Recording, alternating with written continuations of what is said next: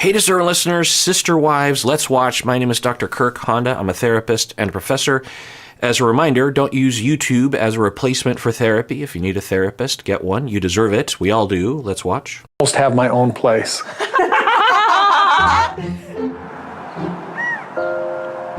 I usually serve Cody breakfast. I don't have a toaster because more people die from toasters than sharks every year. So I make toast in the oven. Whatever. People can make their own choices, but she doesn't have a toaster. What did she say? I usually serve Cody breakfast. I don't have a toaster because more people die from toasters than sharks every year. More people die from toasters than sharks every year. That's why I don't have a toaster. Again, people can make their own choices, but to talk a little bit about probability and math and decision making, on its face, it doesn't sound quite like the best way to make a choice about things, but I have to think about it for a second. Okay, so shark attack. Well, not that many people die from shark attacks, but sharks are very dangerous, right? So to hear a stat like that, you may think, oh my God, toasters must be so dangerous. If they're more dangerous than sharks, then why do you have a toaster in your kitchen? Well, because we're not around sharks very often. Also, toasters cause deaths under misuse and not understanding safety with cords and with crumbs. Also, there are suicides from toaster. I don't know how often people do that anymore. But yeah, she can make her own choices. But I don't know if this points to a lack of education and thus a lack of understanding how to make decisions around probability. There are countless examples of this with people, and it takes a lot of education and a lot of critical thinking and knowledge about statistics and probability to understand how to interpret statistics. I'm trying to piece together a formulation from very little information, and this isn't an indication of lack of education or understanding of how these things work, but it is just something to note. It's a little odd, don't you think, that someone would, if someone just didn't like toasters, I would imagine that you wouldn't want a toaster because you have to cook breakfast for so many people, and at most you're going to find a toaster that has 6, maybe 8,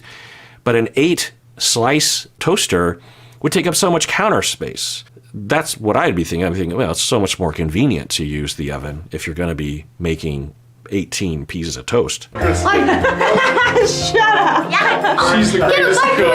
She's always got toast burning, something burning. She's got all these friends who read way too much on the internet about how toasters are all kill more than sharks. Yeah, and then start all the fires in homes and stuff like that. And then it's hide all the wives' crumbs. tales that her friends have told her. Okay, interesting. I don't know what that means exactly. Maybe, I don't know. It's common. I've been tricked by shit on Facebook before. But it sounds like it's an ongoing, I don't know what that says. I'll make note of it. Yeah, I honestly wanted sister wives more than a husband for a good time of my life. I wanted the whole family. I didn't just want Cody. No, I wanted everything. There's situations where a girl will come into a family and just want the guy, and it rips the family apart. I wasn't interested in that. I wanted the family. That's what I was interested in. Okay, well, first off, she's saying she wants the family. And yeah, I could see the appeal where I get to enter a family as a wife, and I instantly have all of these people that I can be with. Well, she entered the family before I think any of them had kids, but she would have known that a lot of kids were on the way. So that's interesting to think about. Because in my head, I'm thinking that there's already a bunch of kids around, and so she's like, ooh, kids, depending on your preferences in life, there's a lot of enjoyment. Kids are great. There's pros and cons, but typically it's fun. There's, especially if you're not if you're not in charge, right? I think that they share a lot more than the typical aunt or uncle would, right? It's much more of a plural, but it does sound like there's some boundaries. They sleep in different wings. They each have their own different kitchen. one of the kids, one of the older boys, was delineating. He was saying, I typically make breakfast, I think he was saying, or dinner or something. He's saying, I typically make it for just the kids in my area, not all the kids. So there seemed to be some acknowledgement of the different subgroups. But anyway, but then she said another interesting phrase of, some women, or just say girls, wanted to, anyway. So she says, some females, some women want to take the man away, and then that rips apart a family. It's an interesting way of looking at the pros and cons, or it's an interesting selling point. It's interesting to hear the selling points. You imagine these are selling points that they're being told, right? And it's a way to promote an idea. And of course, there's the cultification or the cult aspects of that, or the cult potential of that. But there's also just in the polyamorous community, you'll hear similar statements where people will say things that will sell their side. Sometimes it will go too far. I've heard polyamorous people will say that everybody is polyamorous. We evolved to be polyamorous, and they will point to different evolutionary psychology ideas to promote that idea. They'll point to bonobos or other kinds of primate analogs, and that's dubious. We don't know how we evolved, and we seem to have evolved to be very adaptable, and that doesn't mean that we're supposed to be this way or that way. It just means that we adapt to our surroundings, within reason. And so maybe we're hearing that, I don't know, but she's saying that, women that want to just come in and steal it, because to me, when I hear that, I think, well, why is the husband cheating? Why is the husband even open? Because if I were to involve myself with a woman, or, start flirting or something, and then we have an affair, and then I get divorced, and then, God, this is hard to even say out loud, but then I'm with this other woman, I wouldn't frame it, and I don't think it should be framed as like this other woman stole me away. I would say that I'm the douchebag in that equation. And their logic is, and therefore women should just always, and of course this is all gendered, right? There's no reverse. There's no one woman with several men, right? But I guess what they would say is that, childbearing and... This episode is sponsored by BetterHelp. So I remember as a kid, the adults in my life would talk about how the older that they got, the faster that time moves by. And I even remember as a kid, when I was like 10 years old, thinking that when I was younger, time moved more slowly. Now, there are a few reasons for this phenomenon, but one of the reasons seems to be that the older we get, the more we fall into a routine and we stop really paying attention to our lives. Well, of course, therapy can be a wonderful place to slow things down and give us a chance to focus on things. Generally speaking, therapists are pretty good at creating a space for us to do that. And sometimes it seems like we need that outside influence to get us to slow down. Well, one place you can find a therapist is BetterHelp. If you're thinking of starting therapy, it's definitely worth giving a try. So take a moment, visit betterhelp.com/Kirk today to get 10% off your first month. That's BetterHelp, HELP.com/Kirk. I decided when I was about 19 and I wanted to enter a plural family, wanted to enter as the third wife. I guess after you get two wives, guys are like, ah! And then a third wife comes along, and they actually say if you're having problems, like when you have two wives, when you're having problems, marry a third, because they'll even it out. So I only ever wanted to be a third. It's interesting to hear. It's like, where does this come from? And maybe it's true. They would know better than I would. So she's saying that it's common that when you have two wives, and she just made a vocalization, so it sounds like the husband is frustrated with something, like what is, like the two wives are too bothersome in some way. I don't know. I'm sort of just reading into the vocalization she made. But then she's saying the cure is to marry a third.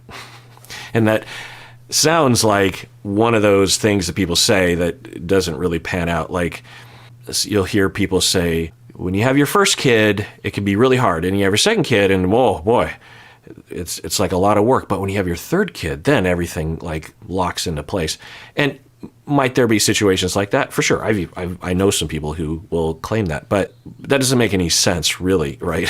If you're struggling with 2 kids, having a third isn't a guarantee, at the very least. I mean, maybe in some situations it can kind of help to work out, but you can see it going the opposite direction as well, right? So there's that. But I don't know. It's just interesting to hear. I'm trying not to judge because it's their life, and I've heard nothing to indicate that anybody is unhappy. The 3 women, I'm glad to hear that, at least on the surface, the 3 women all were the ones not only consenting, but driving the thing forward. She said from a young age, she always wanted to be a third.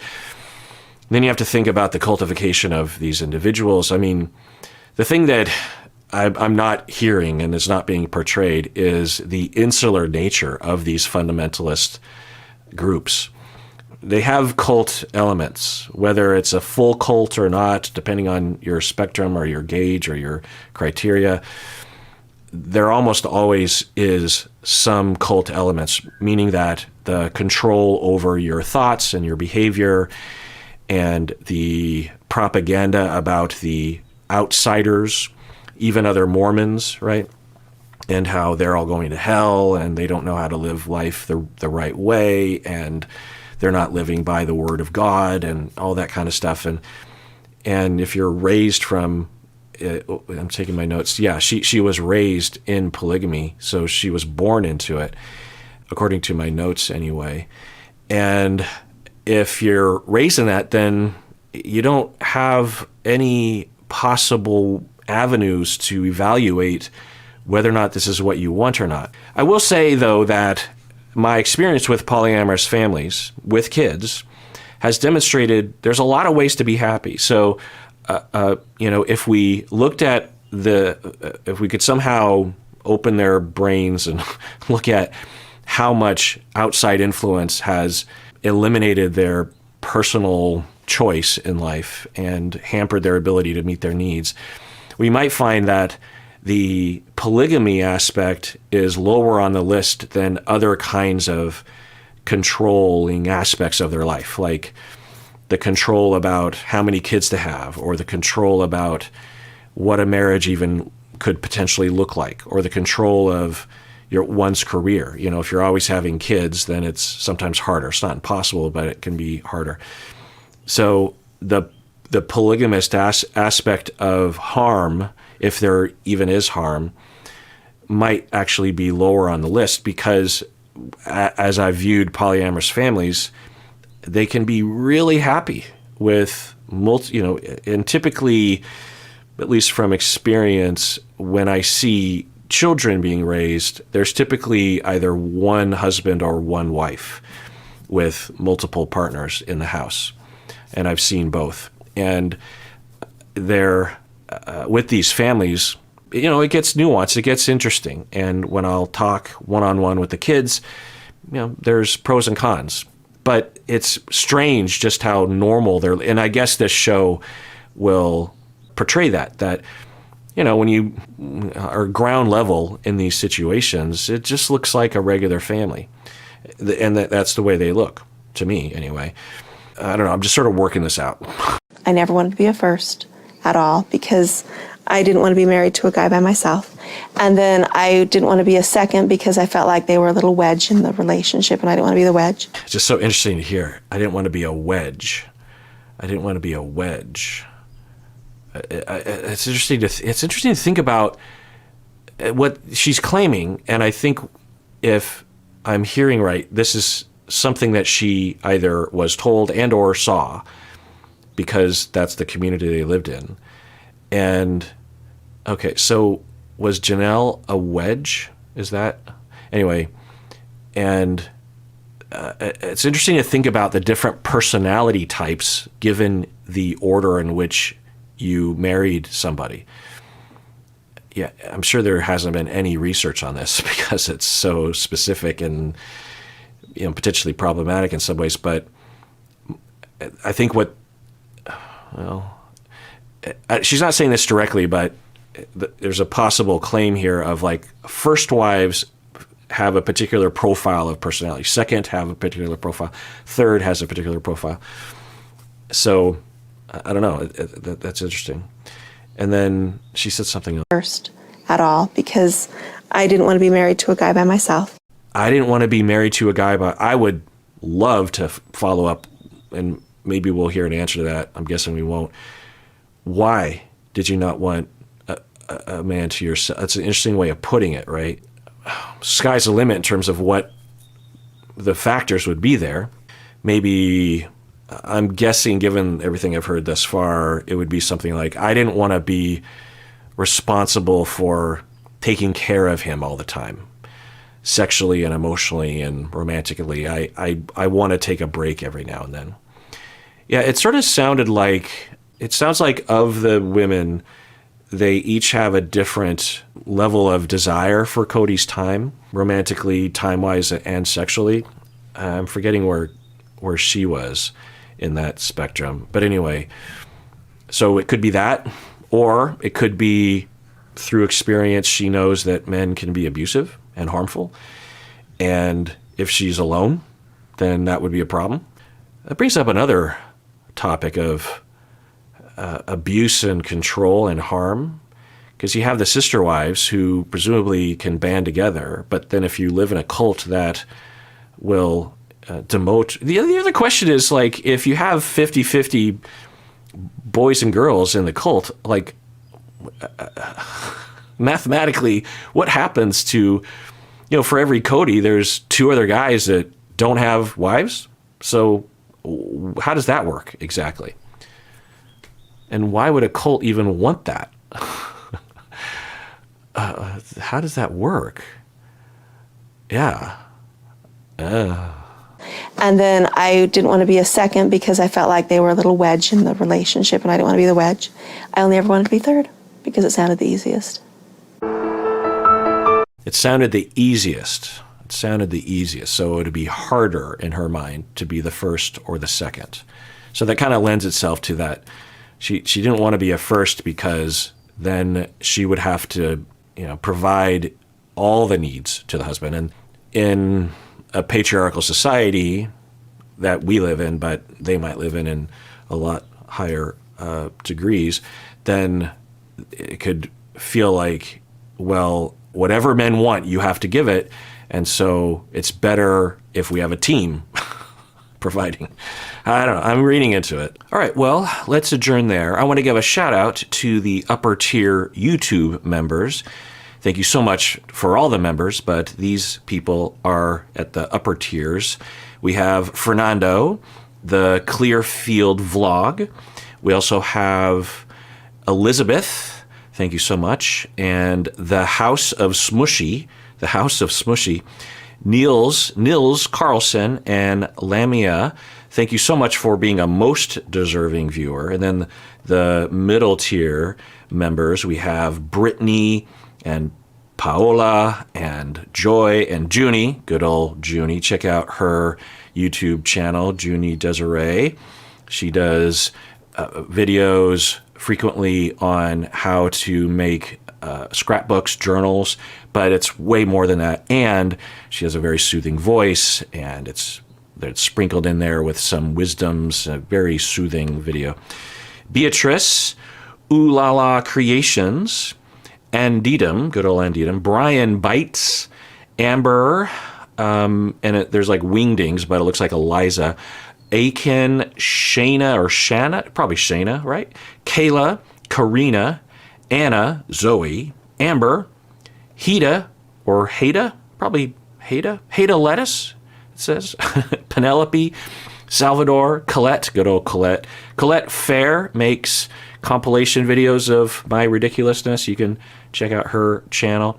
I will post her videos sometimes on my channel. Melissa, and a DT, Kindle, Ship Fantastic, Ellie, Tara, or Tara, I never know which. I'll say both, Tara and Tara, Michelle, Selena, Kate, and Annie. Thank you so much for being a more deserving viewer. And really thank you to all the members. By becoming a member, what it tells me is that you appreciate what I'm doing here on YouTube and you want me to do more specialty content on YouTube.